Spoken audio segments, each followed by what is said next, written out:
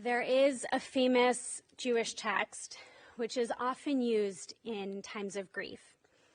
And the text says, "There is nothing as whole as a broken heart."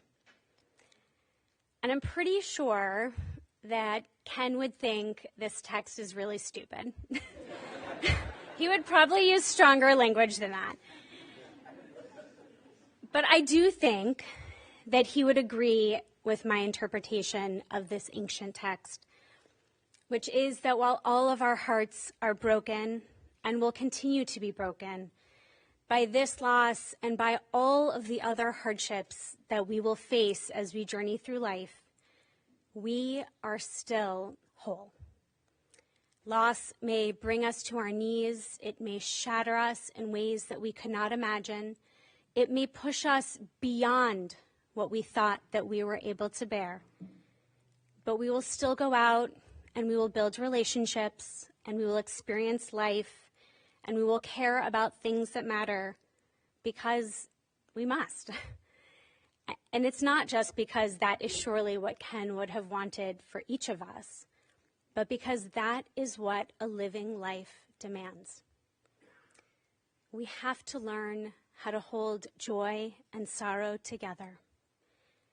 And we have to learn how to live with our brokenness while still affirming our wholeness. I think that most clergy would share that one of the most meaningful aspects of this work is the opportunity to shepherd our own family through life's journeys. And that is both the joyous moments and also the moments like today. And so it is with great care and probably a few more tears than I normally shed during a funeral that I stand here not as a rabbi, but also a cousin. Actually a second cousin, because my mom and Ken are first cousins. This is actually, when I was writing this, I realized something that Ken and I had talked about multiple times, because second cousin feels very clinical, but we are both people who like to be accurate and also right. So it was really something that we debated multiple times. Regardless, here we are today together, sharing what will be one of many points on our journey of grieving, holding our grief right out in front of us for us to confront. And I think you'll probably find it very fitting that we're actually going to begin with some words from Ken that Ellen is going to share with us.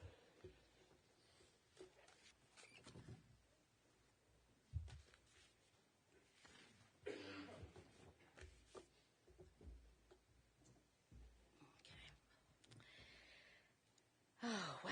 Thank you for being here. It means a lot. So Ken started out, it says, I've always heard it's smart to start with a joke. And then I'm not going to read you the reference to the joke because it's really inappropriate. Okay? So I'm going to start out with,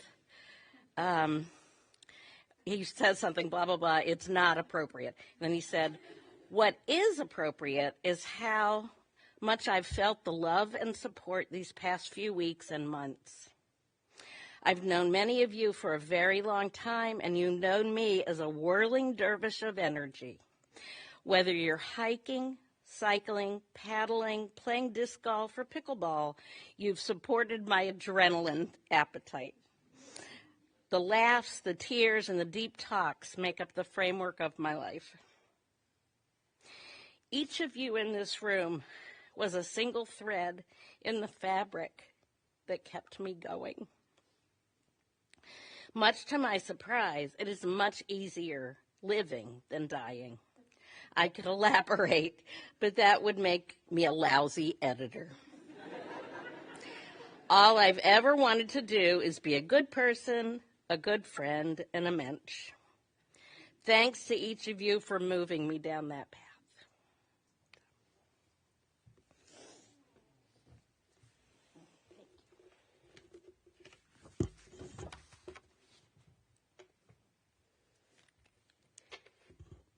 Memory is our tradition's most powerful gift. We are frequently reminded of the need for us to share stories with the next generation so that those who come after us can know our stories and our truths.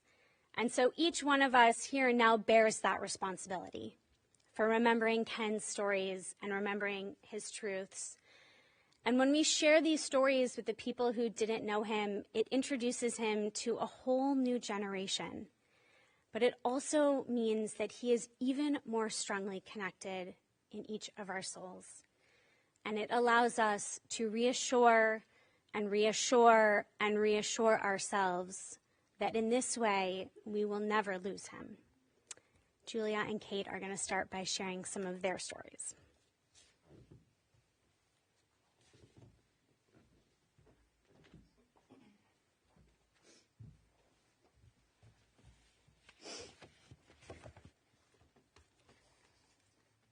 Thank you all for being here today. It is so special to me to see your faces and know that you came out today in celebration of my dad. I've always known I'd be making this speech one day. I just hoped to be old and wrinkled, but here we are. As we all know, this would be 100 times more eloquent and sharp if my dad edited this.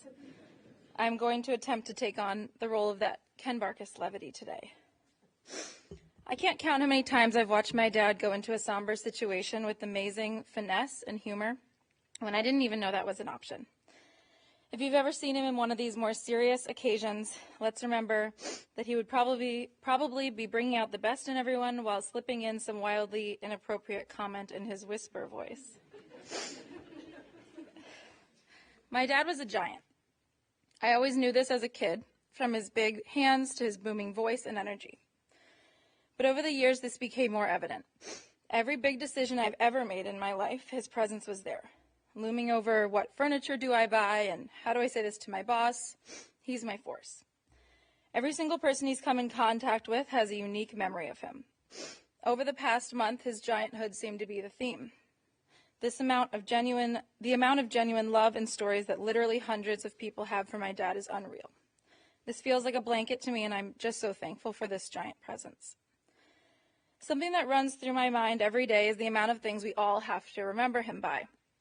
From big things like cycling and poker and gardening, to smaller things like the niche artists he loved, to his opinion of what tomato knife everyone should be using. He is a giant. Every person sitting here, I'm sure, can list off at least a few Ken Barcus isms. I mean, do you know someone with a greater range or greater amount of interests? His passion and excitement for the most exciting to the most mundane things are going to be remembered through hundreds of people. I know that. Let's play a game. Raise your hand if you've ever been to a baseball game with him. What about kayaking, cycling, yard sales, diners? What about if you have a cactus cutting of his? Ever been to Edgewater with him? Hiked, ran the dogs, pickleball, poker, dragged to the west side for some hole-in-the-wall restaurant, sat with him at 5 a.m. waiting for Kane Park tickets. That one's a little more niche. Received his infamous stir-fry, been told exactly how you need to be cooking tofu. Okay, here's a good one. Been a part of one of his group texts or email chains that drove everyone insane. Gotten advice on setting up a fish tank, investing your money. That's some of my friends. Which days are the best to go to the thrift store. The list goes on and on and on. As for me, I have these big things to remember him by, but I'm lucky to have the countless little ones too.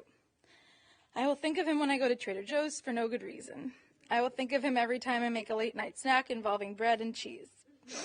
I will always buy the silly toy in the machine when I want it and the treat that I think I want that's really too sweet. I will play his favorite carnival game and I will beat out every 6-year-old playing against me. I'll smile instead of kicking myself every time I pack something for a trip that I already packed 3 times. I'll take joy in the amount of times I'll inevitably lose his wedding band like he did every single day. Who could cover this amount of ground other than a giant? This is who my dad was. His whole being was larger than life. My dad was the definition of showing up for people. I remember his face in every audience I ever looked out on. He would drive to surprise me in college in Columbus. If I even muttered a desire to see him, he was there. For my birthday in June, I woke up to him in my backyard, banging on my back door. On that same birthday, he gave me my last gift that I have from him, a set of handmade wooden cooking utensils made special for lefties. I had expressed to him earlier in the year that I didn't feel that he was always thoughtful with his birthday gifts, and so he bought and shipped the utensils 6 months prior and told Andrew to hide them so I would have a guaranteed thoughtful gift the morning of my birthday. I told him during hospice that I felt guilty for saying that to him, and he told me I was happy to hear it. I always need to learn and grow from you. Growing up, we knew on Saturdays he was bobbing around town delivering bagels and flowers to people, but I'm shocked to hear just how many people he was doing that for. He made sure every person in his life knew he was there for them. He wasn't afraid of any awkwardness of showing up for people he hardly knew. He never knew a stranger. I hope we can all learn a big lesson from this, including myself. Community is vital, and he lived that message every day. My whole life, my dad told me I was a carbon copy of him. I spent many years pushing this notion away, and although it's not completely true, there's nothing I'm more proud of now than to be that carbon copy. As I reflect on my early adulthood years, it's clear to me that his values of friendship, loving adventure, curiosity about the world, and genuine care for everyone around him to the point that it can be annoying runs through both my sister and I. I think everyone in this room can agree we wish we knew how good we had it. For the rest of my life, I won't go a day without remembering these values. I heard a filmmaker, Kirsten Johnson, the other day say, "It would be so easy if loving only gave us the beautiful. But what loving demands is that we face the fear of losing each other. That when it gets messy, we hold each other close. And when we can, we defiantly celebrate our brief moments of joy." My dad just so happened to write that in his retirement email. I'd like to retire as the king of what have now been branded moment of joy pieces. Let's all find those moments of joy in this impossible time. He is the blueprint. I love you, Dad.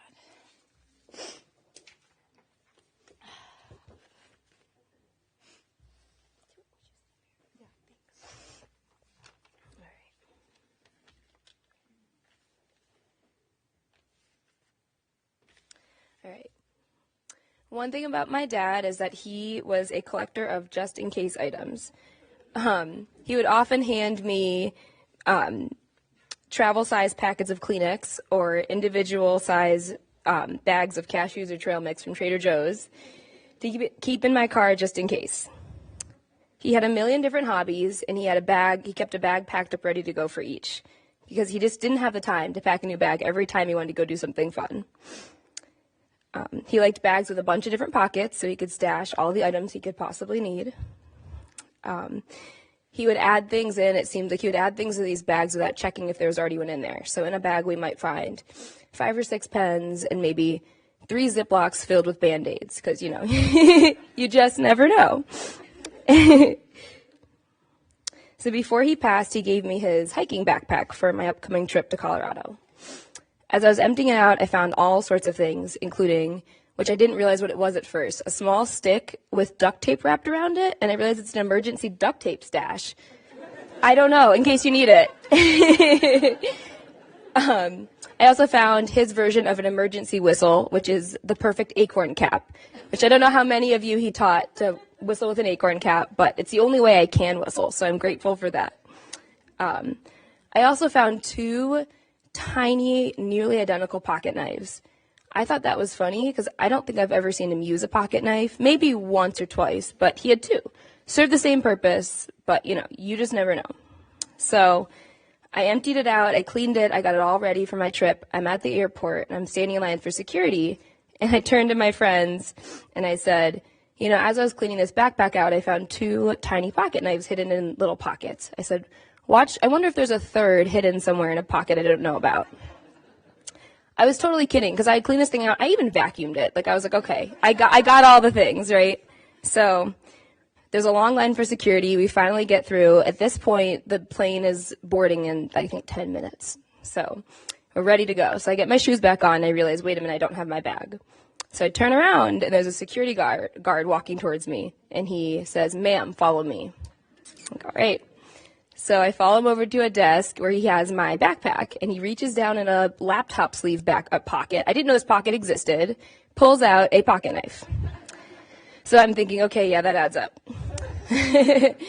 Luckily, I was able to send that back home, and we did board the plane just in time. But before we took off, I made sure to send him a text, or sent a text to his phone that said, "Thank you so much for encouraging me to go on this trip, but I want you to know you almost got me arrested for hiding a knife in the bag that you gave me."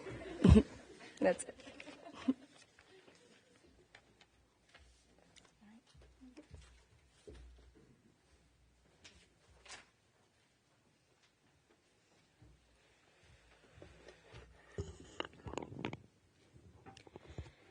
El malei rachamim, shochen bamramim, hamse menucha nechona tachat kanfei hashchina, im kedoshim utorim, kezohar harakia mazirim. Source of abundant mercy and grace, may the soul of our loved one Ken, who has entered eternity, find restful peace in your loving and holy arms. Et nishmat hazeh shahalecha le'olamo, Ba'al harachamim yastiretu beseter knafav le'olamo, vayitzror bitzror et nishmato. May Ken's light continue to shine brightly, illuminating and guiding us. May his soul be forever entwined with ours. Adonai hu nachalato, vayanuach b'shalom al mishkavo. Compassionate one, may he find peace, and may we too, in our time, find peace. V'nomar, amen. We say together, amen. Tovia, a longtime friend and colleague, is now going to share some of her stories of Ken.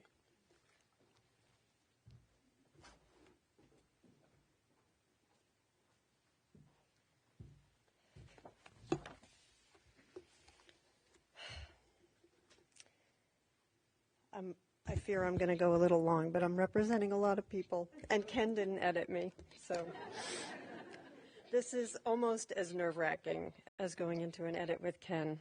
That feeling is seared in my brain, even 30-something years after I was this wee little cub reporter just starting out, and he was my editor. And you may know why I can't forget that experience if you maybe heard a certain piece on NPR about a certain editor who was editing a certain reporter, and he told her he wanted the story to sing.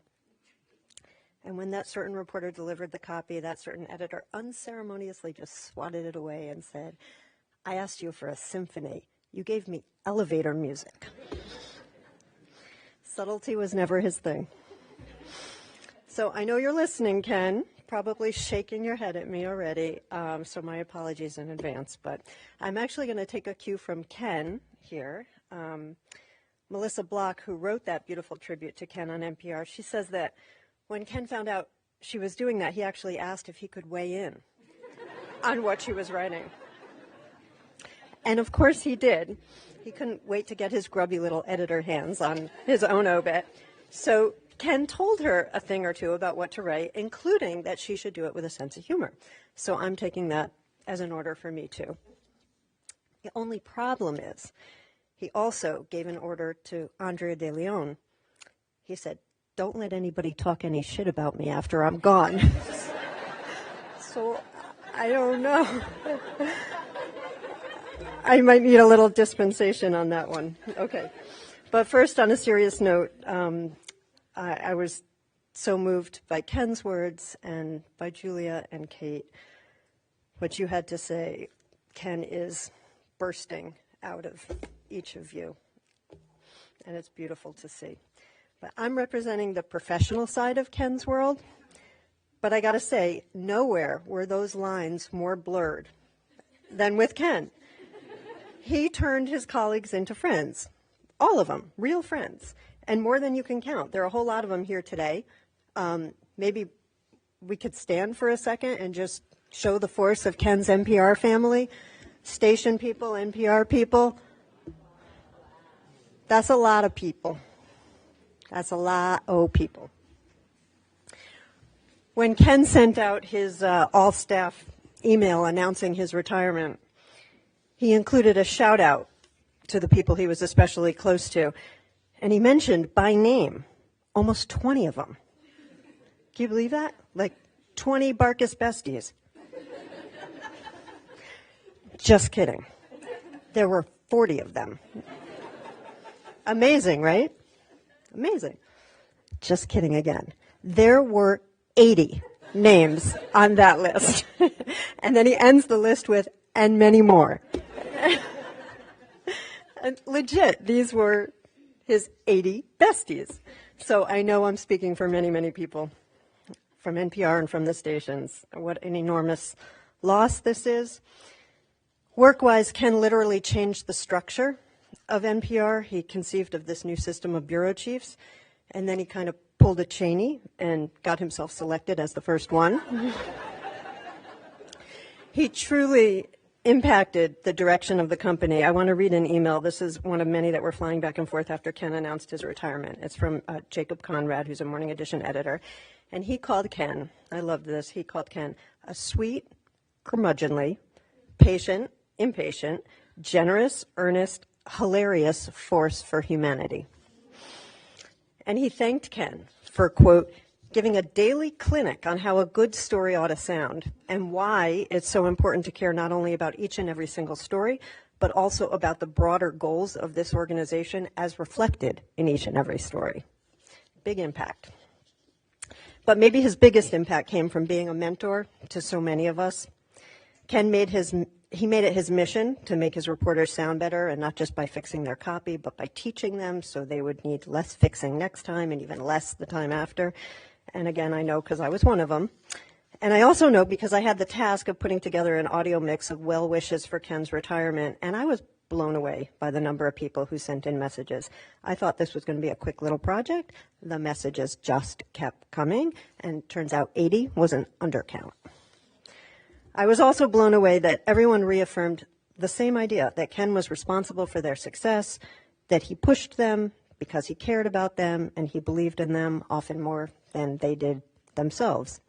People reminisced about profanity-laced edits, Barcus barking, traveling and adventures, covering breaking news, and because it's Ken who turned all his colleagues into friends, people shared stories of late-night poker games and bike rides and boat rides and even roller coaster rides with families and kids.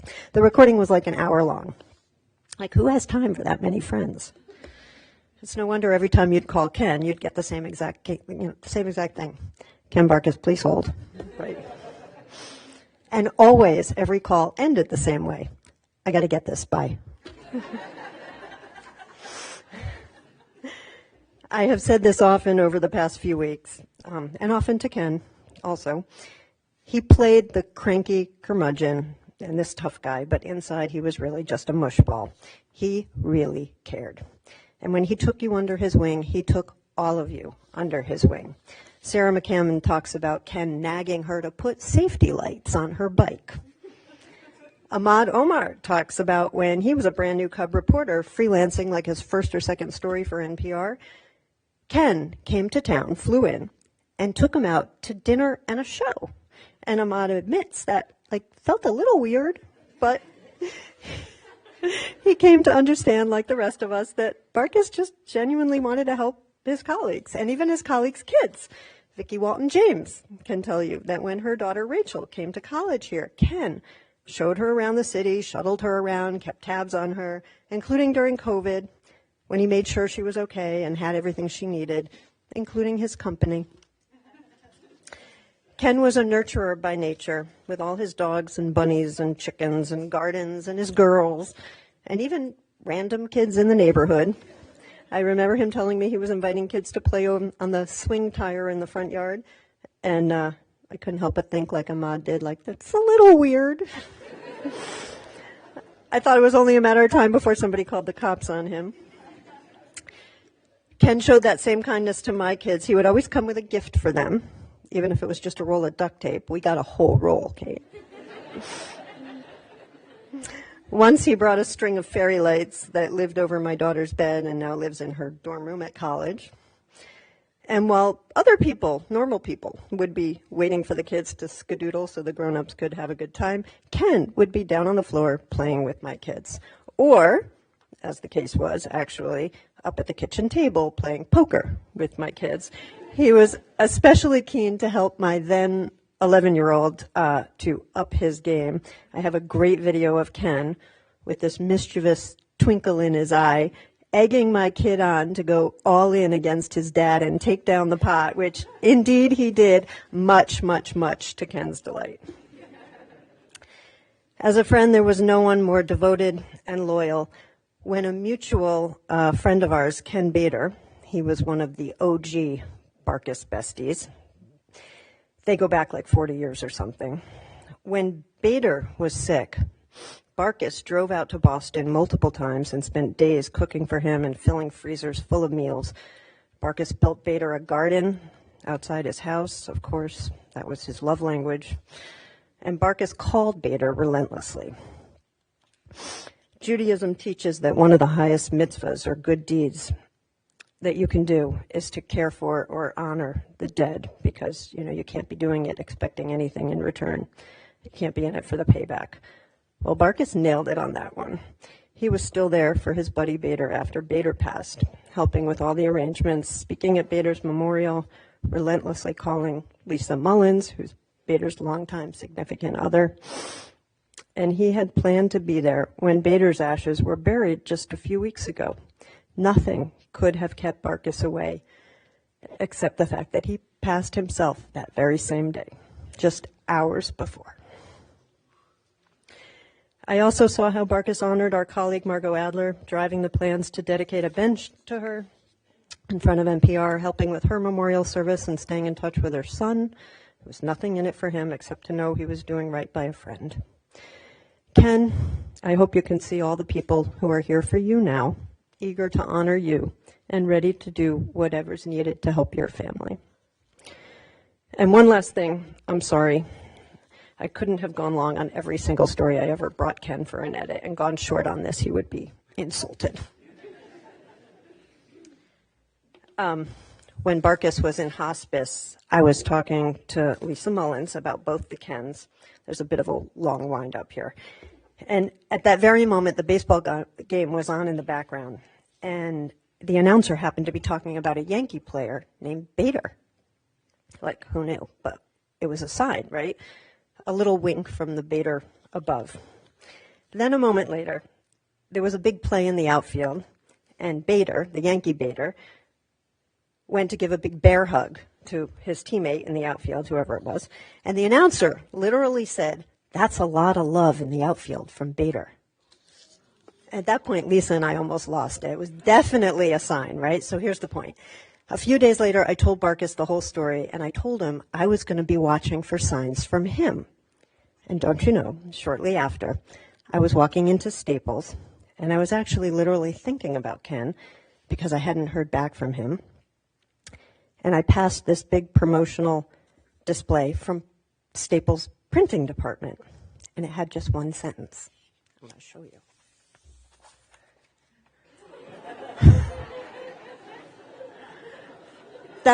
It says, "This is your sign." Or as Barker said, "Okay, this is your sign." Right? Like that's so Barcus, right? Like what did we think he was going to send? Like a fluffy pink cloud in the shape of a heart?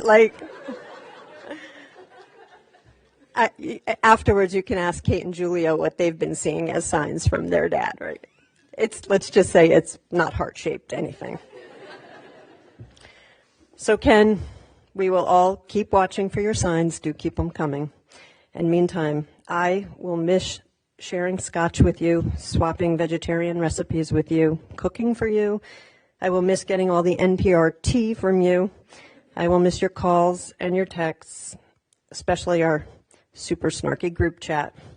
I will miss your edge, your humor, your counsel, your kindness, and your friendship. One other thing Ken said in his last weeks was, all I ever tried to do was be the guy who did more than what was expected. Ken, you did indeed. Mission accomplished. Rest in peace, my friend, and may your memory be for so many blessings.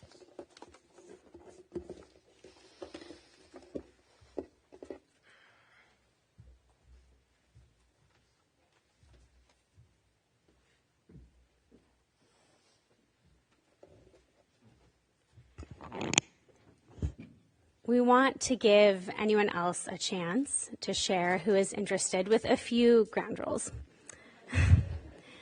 So we only have about 20 minutes, so please keep that in mind in terms of the length of your story. I'm going to ask if you are interested. No, you're good. You're good. Yours was perfect. I'm going to ask you if you are interested to line up along this wall over here. And there are a few children here and also some watching. So like maybe if your story needs to be saved for later this afternoon, I'm going to just suggest that maybe it is saved for later this afternoon. So if you would like to share, I'll give just a few minutes for people to move around and make a line over here, and then we'll begin.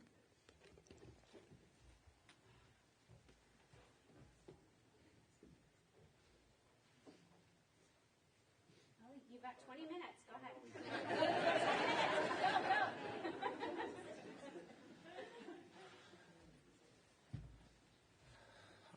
Hi, I'm David Sedley. I'm Ken's nephew. Those of you can't see it probably, but those of you who are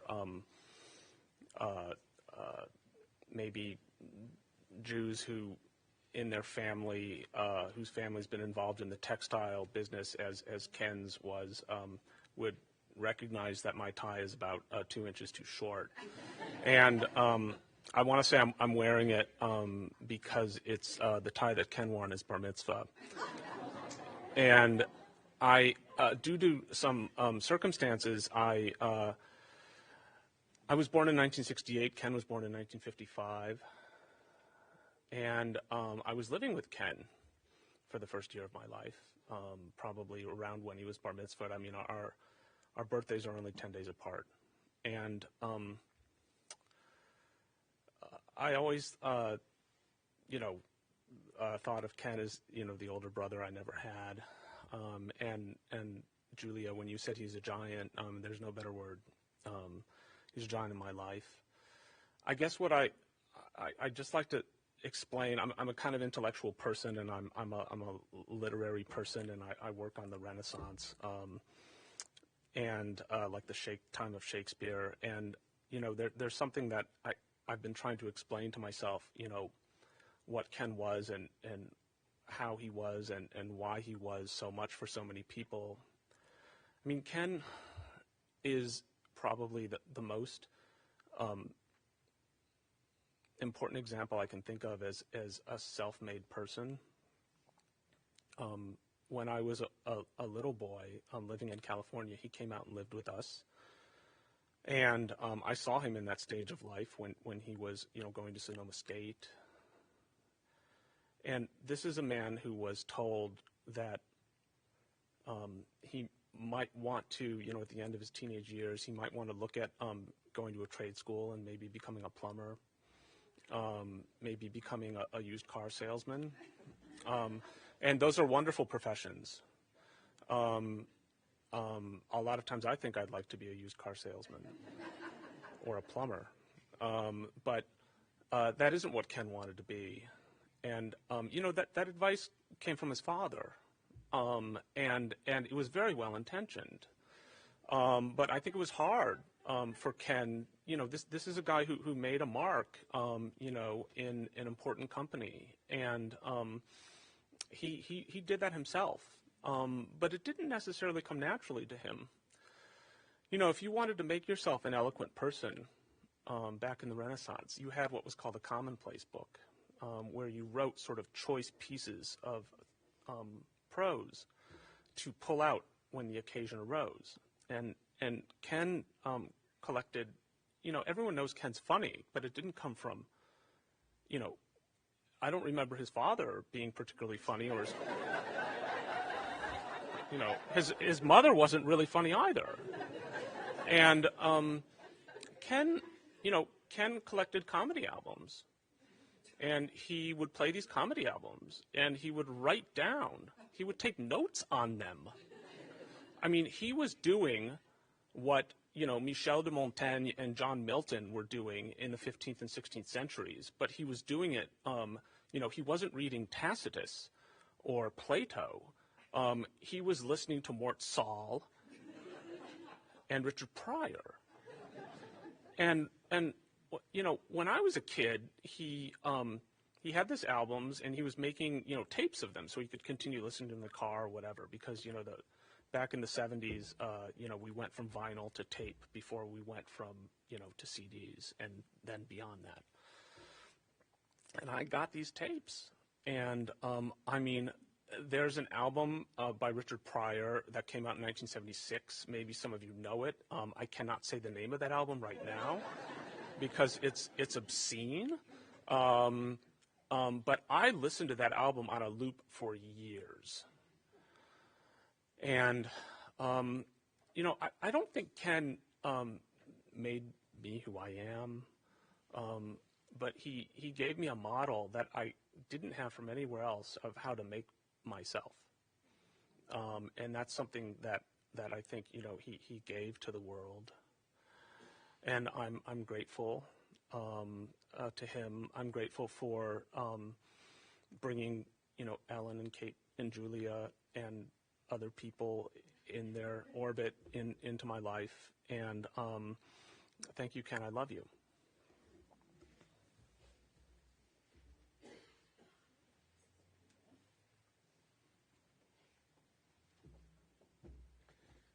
Well, I've never been on this side of the mic in this room before. My name's Mike Medorsky. I'm a friend of Ken's. We met, I'm not sure when, it was probably about 30 years ago. Neither one of us could remember how we met or where we met, but it was because we live in the same town and the same friends. It was probably through our kids. He always liked to tell people that our grandparents played cards together, which is true. Ken gave me the shirt off his back. I mean that literally. I'm wearing the clothes that he gave me. The vest, this shirt. Ken's weight went up and down, kind of like a sine wave. My weight has gone up very strategically. I call it the rate of inflation. So those two lines intersected at different points. So he was always giving me his clothes. In fact, even if I didn't want him, I would get him. When we were younger and our kids were very young, Ken and a few other dads formed a thing called the Heights Camping Association. Are any other of the members of that association here? It had a very big organized name, but it was actually just a bunch of dads from Cleveland Heights or Shaker Heights who took their kids out to go camping once a year. And that's where they invented the term free-range kids, because it was an estrogen-free zone. It was dads and probably about 8 or 10 dads and probably 25 kids, and the dads sat around a campfire and drank all day, and the kids played in the water all day. And one of the proudest things I have to say is we didn't lose one kid. Later years, Ken and I became very close, and we, along with a bunch of our other friends, we did a lot of cycling and kayaking, and Ken always called me his go-to guy, because I'd go with him anywhere pretty much. I wasn't that picky. He'd say, let's do this. I'd say, fine, let's go. I'm always ready to go. So we did a lot of day trips together. We did trips to Savannah and Charleston. And just this past March, we went on a trip to Asheville. And we went to Charleston again. We had a wonderful trip. We really enjoyed ourselves on those trips. Ken loved to drive, as you know. He would, at the drop of a hat, he'd drive to Waterbury, Connecticut to pick a dog up, and then brought the dog back. This was, 8, 9, 10 months ago. Didn't like the dog. The next day drove to Waterbury, Connecticut, and drove back the same day. So...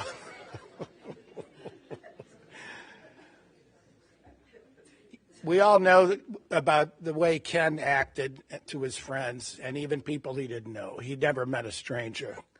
He literally would give you the shirt off his back.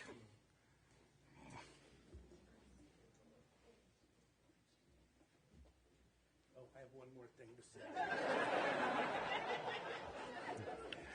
The reception after this service is at my house and my wife Elizabeth's house. They have little slips of paper that are out there. It's in a residential neighborhood, so it's not tons of parking, but there's a supermarket right next door, and you're welcome to park at the supermarket's lot and walk around to our house. You'll figure it out.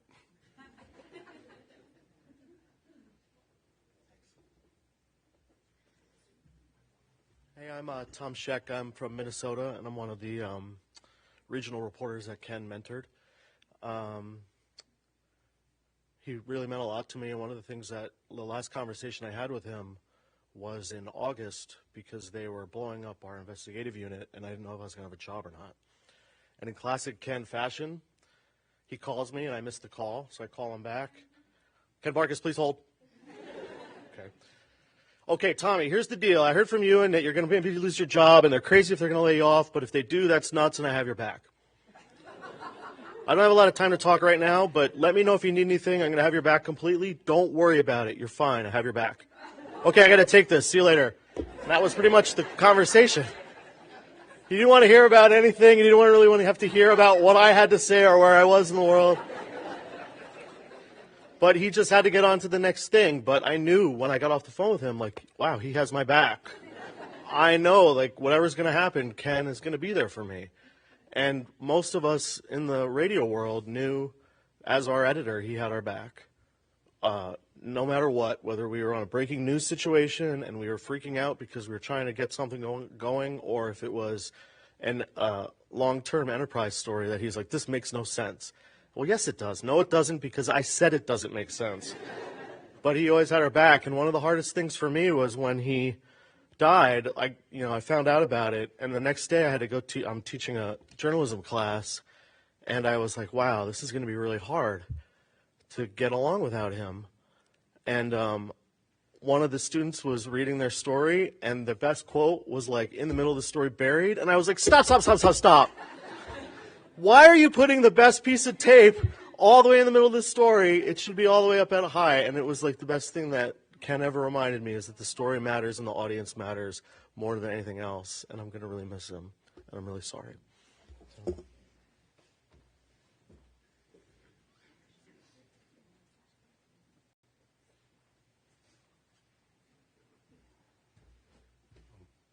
Hello, I'm Marty Cooperman, a friend of Ken's from a long time, just like Mike, and also across the street neighbor. And I just have one little incident that I remember from Ken. To understand the significance of it, Ken had a phrase he borrowed from his mom, I believe, which is, why do it right when you could do it fast? And he followed that pretty carefully, you know.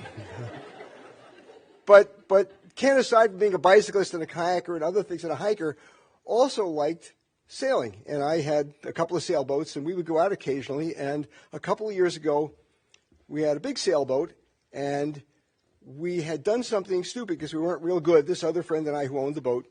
And in order to pull up the front sail, the jib sail, we had wrapped it around this cylindrical winch and put a handle on it and really tightened it up tight. You know, mechanical advantage that no longer you can do by hand. And what we had done stupidly, instead of putting 1 or 2 wraps around, we'd put like 5 wraps around, and one wrap crossed over the other one, so now you had a locked up situation that wasn't going to release, but we didn't know it.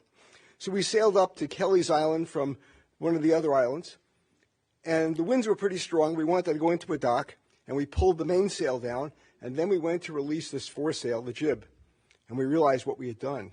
So my friend John first went over there, and he handed me the tiller to steer the boat, and we're getting closer and closer to the shore, and he's trying to do it and trying to do it and trying to do it, and he can't do it. He's got a pair of pliers, he can't get it undone. And I said, let me give it a try. And so he gets the tiller, Ken's just sitting there, and I'm trying to work at it. My fingernails are coming apart. Literally, little pieces of fingernails are coming off trying to do this. Good 5 minutes later, I've just given up. We're not going to take a knife and cut this expensive line. And then Ken says, can I try it? And go ahead, do whatever you want to do. And very patiently, And very carefully, it took him probably 10 minutes. He worked at it and worked at it and worked at it. And this very, very tight line, he finally got one piece across another piece and got it loose, got the sail out. We got the sail down, and we were able to get to the harbor. And that was the day Ken became a sailor.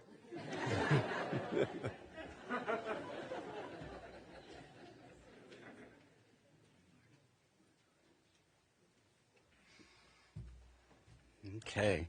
Well, I'm also one of Ken's neighbors, live across the street. One thing I'm going to really miss, and I didn't always think I would miss this, is this phone buzzing. Ken, did you get the email the other day? We're going on a bike ride. Yeah, I got it. Hey, you really need to we're all going. We really hope you can go. So, and sometimes I go, man, but I would go.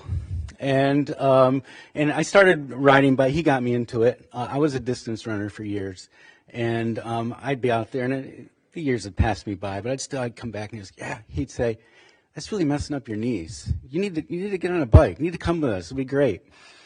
And for those of you who've been out there, he never saw a red light that he felt like he need to follow.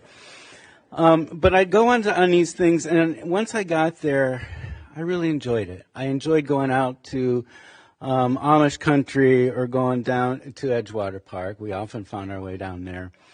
And I looked around just the way I'm looking around now, and I go, this guy brings people together. You look around, there's people that I'd never met before.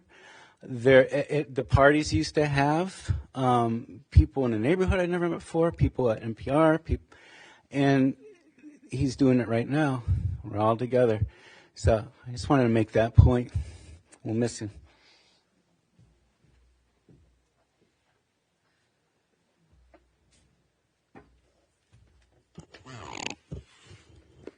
May the love and eternal connection of our souls give us strength as we turn to recite the words hallowed by time. We now add Ken's name each time as we recite Kaddish Yatom, the mourner's Kaddish, from this point forward. Please rise as you are able and join me. Yitkadal v'yitkadash Shemei Rabbah, B'alma divrach yutei v'yamlich malchutei, B'chayechon uvyomechon uv'chayei d'chol Beit Yisrael, B'gala uv'zman kariv v'imru, Amen. Yehei Shmei Rabbah mevorach leolam ulamei almaya, Yitbarach v'yishtabach v'yitpa'ar v'yitromam v'yitnaseh, V'yitadar v'yitaleh v'yitalal Shmei d'kudusha b'rechu, Le'ela min kol birchata v'shirata, tushbechata v'nechamata, damiram be'alma v'imru, Amen. Yehe shlama rabba mim shemaya, v'chayim aleinu v'al kol Yisrael v'imru, Amen. Osei shalom b'mromav, hu ya'aseh shalom aleinu v'al kol Yisrael v'imru, Amen. You may be seated. In just a few moments, we will finish. As you heard, there is opportunity later in the day for gathering, for sharing more stories. There are no guidelines at that event. You can talk as long as you want and say anything you want. Our service today is going to conclude with the blast of a shofar. Last month, many of us heard this shofar's blast, and it was a reminder to wake us up, to shake us, to make us think about who we are and who we want to be, which is exactly the kind of life that Ken lived. Today, we will hear that same blast, and we will find a strange comfort in the raw, primal, guttural cry that the instrument is so known for. After I finish our final prayer and Ken's brother-in-law Mike blows the shofar, I'll ask you to give just a little space for the family to leave. Mike, you want to come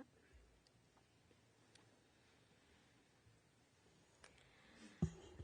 I'm fairly certain that Ken would have both loved and been extremely embarrassed by all of this effusive love poured on him today. He probably would have said something like, why did you do all this? You should have just gone for a walk or taken a bike ride and just like thought about me. So let's do that. Take a moment, close your eyes. Find yourself on a trail or a road or on the water. Feel your muscles moving and your heart pumping and the sun on your face. Breathe.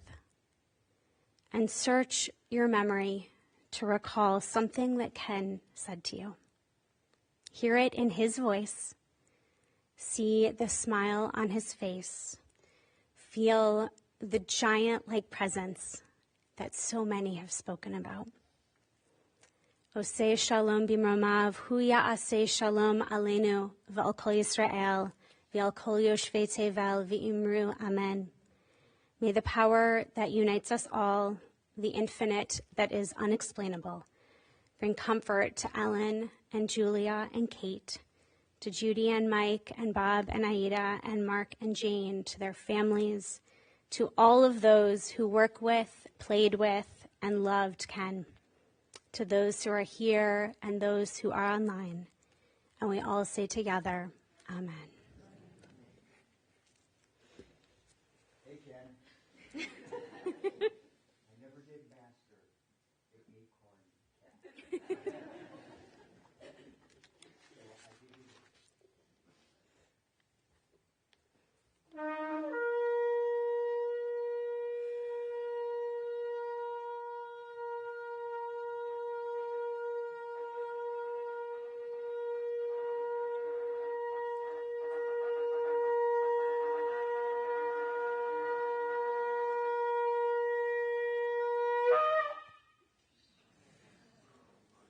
Thank you.